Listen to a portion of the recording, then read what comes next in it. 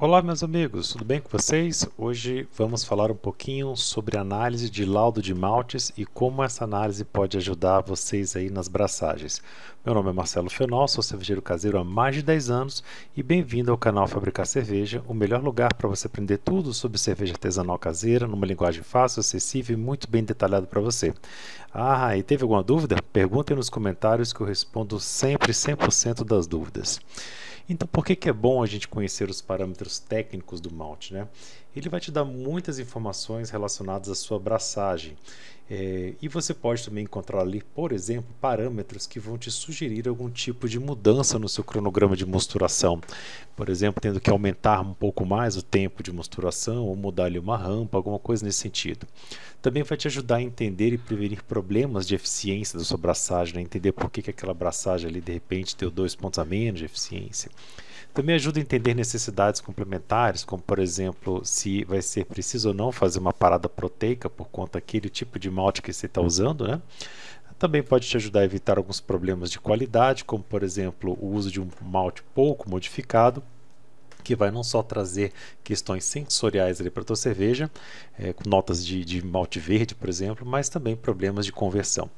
E também ajuda aí a fazer ajustes finos do processo cervejeiro, né? Como por exemplo quando tem uma diferença entre dois lotes de malte de uma cerveja que você está acostumado a fazer. E aí, nesses vídeos aqui da aula de hoje a gente vai aprender a entender um pouquinho mais sobre esses problemas, né? Mas antes de a gente entrar nos parâmetros técnicos em si, quero falar um pouquinho sobre o quanto que influencia essa divergência entre os maltes, né? E separar aí um pouco do mundo do caseiro para o mundo profissional. Para o caseiro, a gente não se preocupa ali muito, né, com o tempo da nossa misturação, nem se a gente está tendo que gastar um pouquinho mais de malte para fazer uma receita, mas para a indústria isso aí é extremamente significativo, né? Tempo é dinheiro. Então, se a gente pode fazer lá na indústria mosturações repetidas que durem, por exemplo, apenas 40 minutos, para que eu vou fazer uma mosturação de 1 hora, né? Ou se eu posso ajustar ali o meu grist para que eu tenha uma conversão mais rápida e uma OG maior, ou aquela OG planejada com uma menor quantidade de malte, por que não fazê-lo, né? Então, para a indústria, esses parâmetros vão ser muito mais significativos e muito mais necessários você estar atento a isso do que para o cervejeiro caseiro. Mas tem muita dica aqui que vai te ajudar, né? Também temos aqui problemas em relação à cor, OG e FG entre os lotes, e isso muitas vezes acontece de você estar tentando reproduzir uma receita e algumas vezes, dependendo da maltaria, ele apresenta aí dificuldades, né, em você manter constante na repetição das suas cervejas essa relação de cor, OG ou FG, né? Então, esses parâmetros que tem aqui vão te ajudar a tentar identificar a causa raiz. Também temos diferenças sensoriais, né, que às vezes para o caseiro é pouco significativo, mas para uma cervejaria industrial isso é bastante mais significativo, né? Algumas notas a gente vai ver aqui no final da aula de hoje. E também problemas relacionados à turbidez ou retenção de espuma, por exemplo, ocasionados por excesso de proteína ou proteína essa que não foi modificada, né? Então, quais são os problemas mais comuns relacionados aos maltes, né? Então, a gente vai conseguir responder, por exemplo, esses 4 tipos de perguntas aqui que é muito comum para o cervejeiro caseiro, principalmente para aquele iniciante. Olha, primeiro delas, eu não mexi nada na minha cerveja e a OG ficou mais baixa do que a receita anterior ou mais baixa que o planejado. Por que isso aconteceu? Já mosturei 1h20 e o meu mosto ainda não converte. Faça aquele teste lá do iodo e continua dando preto, né? Por que isso está acontecendo? O mosto ou a cerveja ficou muito mais escuro do que prevista para o estilo, né? Poxa, era uma Pilsen, uma American Pilsen, né? American Lager, ela para ficar bem clarinha e ela ficou quase âmbar. Por que isso aconteceu, né? A cerveja que eu fiz, ela tem 4% de ABV, mas ela está pesada, enjoativa de beber, né? Ela está maçuda, assim, uma coisa assim que cansa. Por que isso está acontecendo? Então, todos esses problemas aqui vão ser relacionados a esses parâmetros técnicos que a gente vai começar a ver a partir do próximo slide.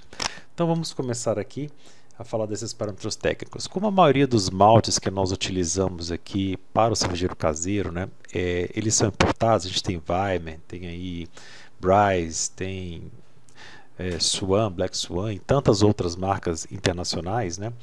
e a maioria desses datasheets vem no idioma inglês, então eu estou trazendo aqui os termos em inglês, mas na medida do que a gente for falando, eu aponto aqui também a tradução e o que ele significa, né? Então, o primeiro parâmetro é esse aqui, million, half ou grassy. Né? Million, ele está relacionado a um termo farinhento, né? A maçudo, alguma coisa assim mais voltado à massa, e grassy está ligado a uma coisa assim mais vítrea, mais quebradiça. E half aqui é a metade do caminho, né? Então ele vai te representar esse fator técnico em relação à qualidade da maceração do grão após o processo de malteação, né? Então depois que nós que a indústria lá de malteação produziu aquele malte, né? Qual é a qualidade daquele grão, né? Quão duro, quão macio ele é para poder fazer cerveja. Então, o melhor resultado, por exemplo, para o malte Pilsen é a relação 100-0-0%. Então, ele tem que ser 100% farinheiro, 0% half, né, e 0% grass, quebradiço, né? Ou seja, ele tem que ser macio e fácil de ser ali moído para se fazer cerveja. E o máximo aceitável para essa variação é de 2%. Então, se você tiver aqui até 2% para cá de variação, ainda é aceitável. Mais do que 5% já vai indicar uma má qualidade do teu malte, tá? Isso eu estou falando para o malte Pilsen, tá, pessoal? Para cada tipo de malte, isso varia. A gente está focando aqui no malte Pilsen. Então, quando o grão for muito vítreo, né, ou muito duro, ele vai te trazer problemas. Quais são esses, né? Ele vai te influenciar o processo da moagem, você vai precisar moer ele mais fino para ter o mesmo rendimento, para ter a mesma extração, senão você não vai conseguir ter a mesma eficiência que teria, né? Ele vai esfarelar demais durante a moagem, então ele fica muito quebradiço, você pode ter ali uma diferença entre os grãos muito grande, então parte com blocos grandes e parte muito farinha, pode gerar problema até de entupimento. E também pode gerar problema de eficiência por uma baixa hidrolização desses grãos, né? A água não consegue entrar lá muito bem quando o grão fica grande para poder fazer a extração do amido. Então acaba que você tem que moer mais fino para estar ajustando e consequentemente tendo problemas aí que pode acabar influenciando o teu entupimento, a tua limpeza, né? O Lautern, por aí vai. Quais são os grãos mais duros que apresentam o maior tipo desse problema, né? São os grãos do tipo milho e arroz, né? Grãos não malteados, e centeio, por exemplo. Centeio também é um grão bastante duro que dá problema aí de quebradiço, né? Quanto ao Pilsen, e na verdade quanto aos grãos baseados em cevada, você vai ter menos esse tipo de problema, mas é bom você conhecer esse parâmetro para evitar aí questões de maltearias com baixa qualidade na produção do malte, né, naquela etapa ali de malteação. Plump. O plump está relacionado ali ao formato do grão, né, ao arredondamento, ao quão gordinho, quão padronizado é aquele grão. Então a gente tem o número que é obtido aqui é um número percentual e ele vai te dizer quanto por cento de grãos naquele lote tem aquele padrão, aquele tamanho.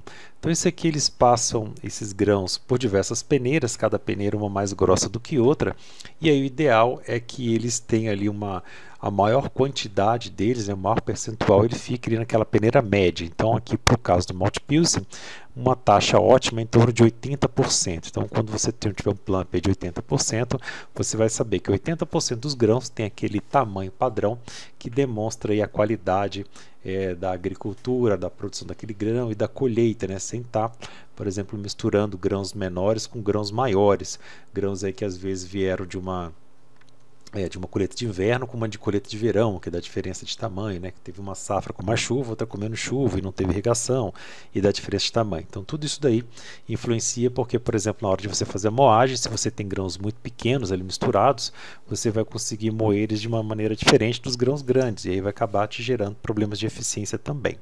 Então o valor aí para Malte Pilsen ótimo, né? É em torno de 80%, aceitável 75%, e menos de 70% indica má qualidade da germinação do grão ou da mistura de colheitas, como eu já comentei. Moisture, né? Moisture é a umidade, é quanto por cento de umidade está presente no grão, né? Então o grão ele puxa ali a umidade para ele, né? Como é que fala? Hidroatraente, né? Ele tem essa capacidade de absorver umidade e ele mantém essa umidade. Quanto mais umidade tiver o grão, menor vai ser a eficiência naquele lote, né? Se você tem, por exemplo, 1 kg de grão e você tem lá 10% de umidade, então você tem ali 100 gramas de água, né, que não te ajuda em nada. E se você tem esse mesmo 1 kg de grão com metade, né, com 50 ml de água, você vai ter mais grão ali, né, vai ter uma eficiência maior. Então, quanto maior a umidade, menor vai ser a eficiência, menos açúcares, menos compostos tem aquele grão. E um melhor resultado aí para Malte Pilsen é um valor menor ou igual a 4%, né? Sendo o máximo aceitável até 6%. Então, um Malte Pilsen bom aí numa condição ótima, ele vai ter em torno de 4% aí de umidade. Então, mais do que 6% vai te indicar ou uma má qualidade da conservação do malte ou excesso de umidade por outros motivos, né? Às vezes, o próprio região da maltaria, um lugar muito úmido, e aí eles não conseguem fazer essa secagem depois do grão pronto, né? Acaba que tem esse valor maior, né? E esse percentual de umidade é medido geralmente ali no grão ensacado, então mede exatamente o que você está recebendo. Então, toma cuidado aí quando você receber um lote, às vezes ele tem água demais e você vai precisar estar aumentando a quantidade de grãos da receita para conseguir ter aquela mesma eficiência, senão você acaba tendo eficiência aí um pouco menor. Ou também na substituição de grãos, né? Às vezes você tem na receita ela vem com uma determinada marca, que foi projetada lá uma marca que tem 4% de umidade e você está trocando por outra que está com 6%, e aí esses 50% de aumento aqui vai te ter uma influência muito grande aí na eficiência da tua cerveja, beleza?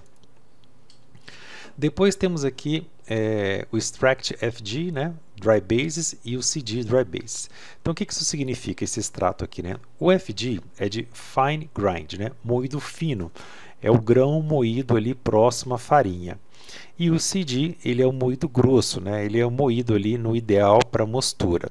Dry base significa que é uma base seca, então descontada toda a umidade do grão. Então pega o grão, moe, retira toda a umidade e aí faz uma moagem fina, uma moagem grossa e vê aí qual é a eficiência, né, desse grão.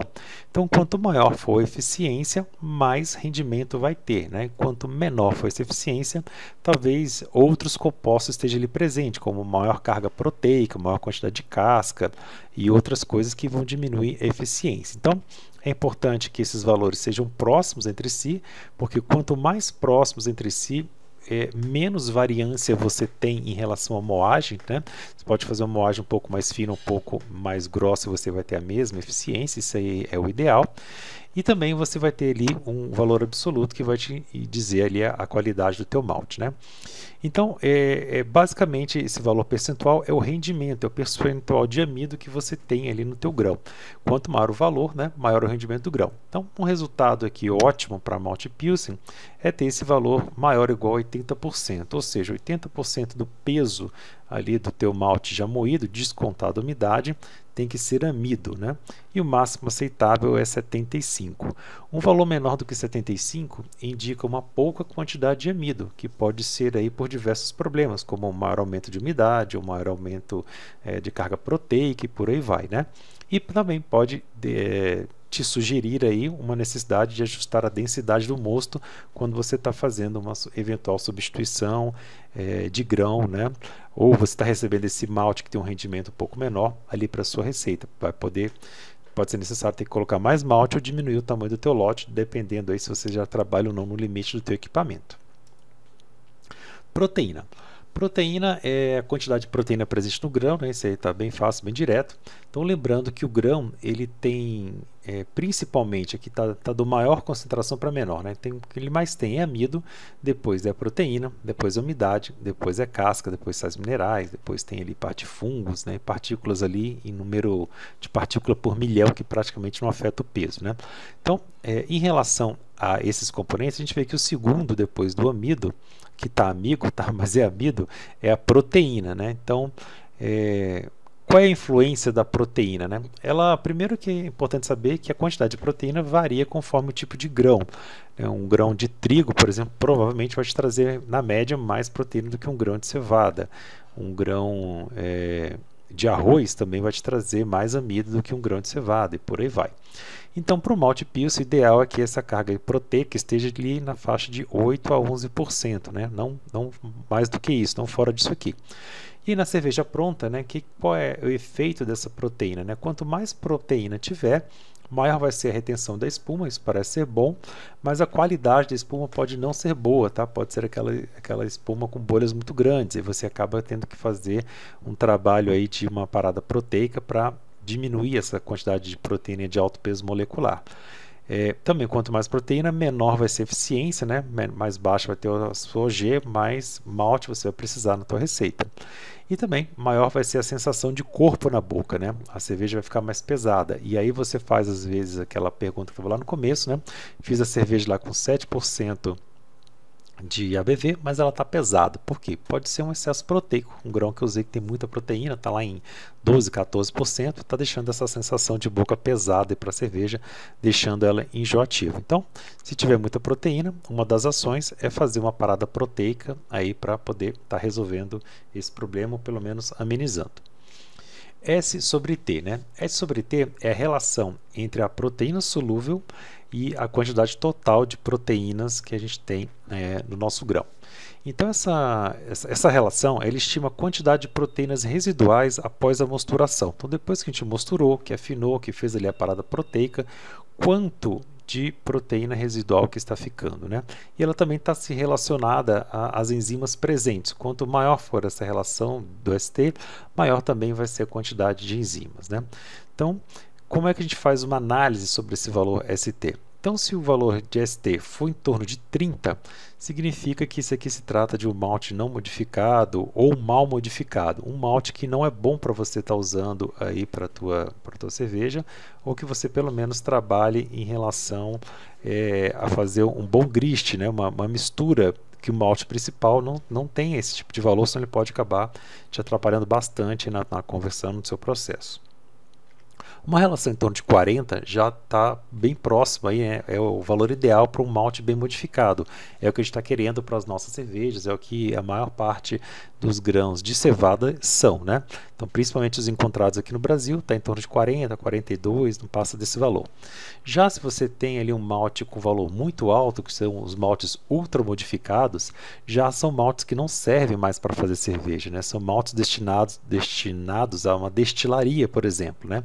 Então esse aqui já não serve para a nossa cerveja porque ele vai ter ele tem uma taxa de conversão muito grande, uma eficiência muito baixa, então já não é bom para fazer cerveja, ok?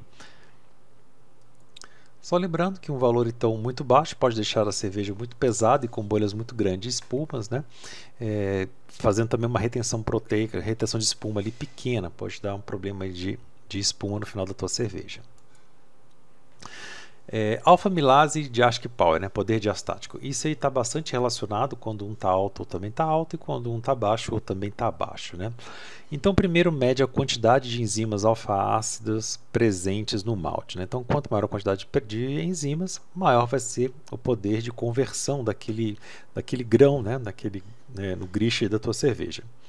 E o Diasch-Pauer mede o potencial da conversão do malte, que na verdade é uma união entre a proteína alfa-milase e as enzimas, né, de alfa-milase e de beta-milase, né? E o poder diastático ele é medido aqui por grau Liniter, né? É a unidade de medida que a gente possui. Então, como eu falei, ambos estão relacionados entre si. E o ideal é o seguinte: quando a gente pegar um malte que tem o valor de Diasch-Pauer maior do que 60 grau Liniter, significa que ele é capaz de converter a si próximo e também converter outros grãos não modificados. E uma receita ela precisa ter um DP maior do que 60 para que todo aquele amido seja convertido. Se eu tiver, por exemplo, um DP de 50, esse aqui é o limite do risco. Se eu tiver um DP de 40, então eu vou ter um mosto ali que ele não vai ser convertido, né? Então vamos ver dois exemplos aqui para ficar mais claro e mais fácil vocês entenderem esse valor de DP.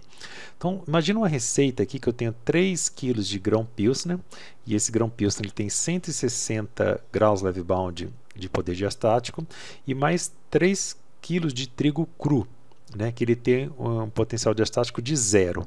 Então a média que aritmética é 3,3, então vai ser 140 dividido por 2, né? Então vai ser exatamente 70 graus Liniter. Então para este grist eu vou conseguir converter, né? O mosto será convertido aí depois do processo de mosturação. Tem enzimas suficientes para conseguir converter esse trigo cru aqui também. Agora pensa que você só pegou essa receita e substituiu o Pilsen por Pale Ale, fez uma alteração operação bastante simples que você achou que não ia acontecer nada. E aí, esse grão Pale Ale, ele tem apenas 80 graus Liniter de poder diástico, e você está juntando ali com aquele trigo cru. E agora, em vez de você ter uma média aqui, né, de 70 graus Liniter, você está caindo para uma média aqui de 40 graus Liniter. Agora, esse teu novo mosto aqui, ó, ele não será convertido. Você vai ficar lá horas e horas e horas, e o teste da enzima, né, o teste do iodo, vai continuar acusando amido ali presente, e você não vai conseguir converter. Então veja que é importante você conhecer o poder Liniter, né, da tua receita, e que são pouquíssimos os softwares que fazem esse tipo de análise. Muitas vezes, quando você está ali usando grãos não modificados, você tem que se atentar um pouquinho mais, acabar usando às vezes uma ferramenta auxiliar ali para fazer uma média ponderada, né, desse poder diastático, como uma planilha Excel simples, que você faz ali esse tipo de conta. Uma coisa importante, né? Quanto mais modificado é o malte, né? Por exemplo, o Pilsen é o mesmo modificado, depois vem um Pale Ale, depois vem um Viena, né? Depois vem o Munique, depois a gente começa para os caramelos claros, os caramelos intermediários, os caramelos escuros, depois para os torrados. Então, quanto mais aumenta, né? Quanto mais modificado ele é, menor é a quantidade de enzima alfa-ácida e também será menor o poder diástico dele, né? E quanto maior o poder diástico da receita, mais rápida é a conversão. Então imagine uma receita que você tem lá um poder diastático em torno de 140. Você vai conseguir converter esse malte todo em cerca de 20 minutos. Já se o teu poder diastático da tua receita foi lá em torno de 60, você vai levar, por exemplo, 1 hora de tempo para conseguir converter. Então quanto mais graus Liniter, né, quanto mais o poder diastático, mais rápido é a conversão. E como é que faz para a gente ter maior poder diastático? Primeiro é usar grãos menos modificados, né? Dar preferência, por exemplo, para o grão Pilsen como grão base, né? E tomar cuidado com grãos crus, né? Que são aqueles não modificados. Por outro lado, quando a gente tem grãos do tipo caramelo, torrados, esses grãos eles são totalmente convertidos durante o processo de malteação. Então você já não tem mais amido ali naquele grão caramelo, você tem um açúcar caramelizado ali, né? Uma maltose ali que foi caramelizada. Então o que a gente faz na mosturação é basicamente dissolver esses grãos no mosto. Então a gente não precisa de poder diastático para estar convertendo grãos caramelos nem grãos torrados. A gente precisa de poder diastático para converter os grãos base e também aqueles grãos não malteados, né? Trigo cru, aveia e por aí vai, tá bom? O nosso último parâmetro aqui, né, desses parâmetros base é a cor. Deixei aqui por último porque também é um dos mais simples, né? E ele influencia diretamente a cor do malte, né? Quanto menos modificado é o malte, por exemplo, malte Pilsen, mais clarinho é. Quanto mais modificado é o malte, né? Quando vai indo aqui para a parte de caramelos, para a parte dos torrados, mais escuro ele é. Ele pode ser tanto medido nessa escala EBC, que vai lá de 0 a 80, né? Quanto pela escala SRM, que vai lá de 1 a 40. Então, se pegar aveia, por exemplo, é cor 1, né? Se você pegar ali um Pilsen, ele vai ser, por exemplo, um SRM 2, 3, no máximo 4. O Pale Ale vai estar aqui de 4 a 6 e por aí vai. Então, por que é importante você saber a cor? Porque dependendo do lote ou da marca do teu malte, você pode ter uma diferença muito grande entre cor, né? Então, eu trouxe aqui um exemplo aqui. Olha aqui, um Pale Ale da Bryce, ele é claríssimo, ele tem 2 de SRM. Ele tem um SRM de um Pilsen tradicional, né? Já o Pale da Agrária, ele está no lado oposto, ele é escuríssimo, né? Ele tem 6 de SRM, ele é praticamente um Viena, quase um Munique ali de cor, então ele é bastante mais escuro. E se você mudar aqui de 2 para 6, ó, você sai de uma cerveja dessa cor aqui, ó, esse amarelo palha, para uma cerveja cor de ouro, né, uma cor ali muito mais distante do esperado. Então, saber a cor do malte é importante para você conseguir planejar aí bastante a tua receita. Esse outro tipo de parâmetro técnico aqui, ele, que são as rodas de aroma, também exerce uma influência muito grande tanto na substituição dos grãos quanto no entendimento, né, da concepção de uma receita. Então, conhecer a influência sensorial que o grão vai trazer também vai te trazer um domínio muito grande sobre o que esperar da receita final, né? Então veja, por exemplo, aqui a diferença que eu considero bastante alta entre um grão Pilsen, tá? Um grão Pilsen comum e um grão Pale de trigo, né? Então veja que a contribuição de doçura do grão de trigo, ele é muitíssimo maior do que o de doçura aqui do grão Pilsen. Então, por exemplo, para você fazer uma German Ale, veja que adicionar ali a parte de trigo pode te dar uma influência muito grande no sensorial, acabar deixando aquela cerveja pesada demais, né, no caráter maltado da cerveja, né? Então toma cuidado com a adição desse tipo de grão, né? Aqui também parte de biscoito, de notas de mel, notas de baunilha, de nozes e por aí vai. Veja que a parte aqui do trigo ele tem uma influência muito maior do que a parte do Pilsen. Então ele traz no final uma contribuição sensorial para a cerveja muitíssimo maior. Pode não só deixar essa complexidade estar aparecendo, como pode estar roubando do estilo da cerveja outras notas que deviam aparecer e que agora estão aparecendo por conta do malte que você escolheu. Beleza? Então, algumas dicas finais, né? Os maltes, eles naturalmente absorvem muita umidade. Então, mantenha eles sempre guardados em ambientes ali que sejam inertes, né, à umidade, né? Como, por exemplo, uma caixa plástica, um saco plástico, um balde, alguma coisa que possa conter ele e deixar ele hermeticamente bastante fechado para que a umidade não absorva. Cuidado também com baldes que são muito grandes e que tem uma quantidade pequena de malte lá dentro, que esse espaço de ar ali acaba que vai trazendo no dia a dia que você vai abrindo, né, trazendo bastante umidade e vai aos poucos adicionando ali dentro. Se o malte for moído, a situação fica muitíssimo mais crítica, né? Porque ele tanto se oxida muito mais rápido, como ele também absorve muito mais umidade que o grão não moído. Então evite ao máximo que você puder guardar grão moído, tá? Sempre coloque aí em sacos, por exemplo, embalado a vácuo, alguma coisa que você consiga e usar o mais rápido possível, né? E atualmente as boas maltarias têm uma pouquíssima variação entre os lotes, a gente tem uma previsibilidade bastante grande, mas é possível também que aconteça variações de maltes, por exemplo, quando são colhidos em épocas diferentes do ano, né? Colheita de inverno, colheita de verão, do trigo, por exemplo, traz uma diferença técnica e bastante acentuada. E você tem que ficar atento nisso daí na hora de estar fazendo suas receitas por conta da variação que isso pode trazer para você, tá? E o dica final é sempre que você tiver de posse dos parâmetros, dos ingredientes que você vai usar, que você efetivamente comprou, que você tem acesso, ajuste a sua receita para os parâmetros técnicos que vêm desses ingredientes. Sempre você vai ter uma variação ali de alfa-ácido de um lúpulo, de rendimento de um malte, de cor de um malte, de poder diástico, e tudo isso aí pode acabar influenciando na tua cerveja final.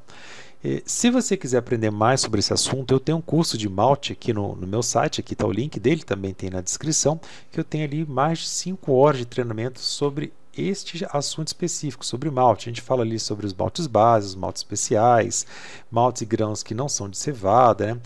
Uso de maltes como acessórios ou ferramentas na cerveja, técnica de uso de maltes, mais de 40 parâmetros técnicos, né? E diversos problemas e soluções relacionados ao grão, né? O curso é bem baratinho, dá uma olhada lá, que pelo valor de uma cerveja você vai conseguir aprender muito mais sobre isso. Então, se você gostou, né, consulte ali o nosso site, se inscreva no canal, ative o sininho de notificações para receber aí notificações do YouTube. Um forte abraço, fique com Deus, boas cervejas para você.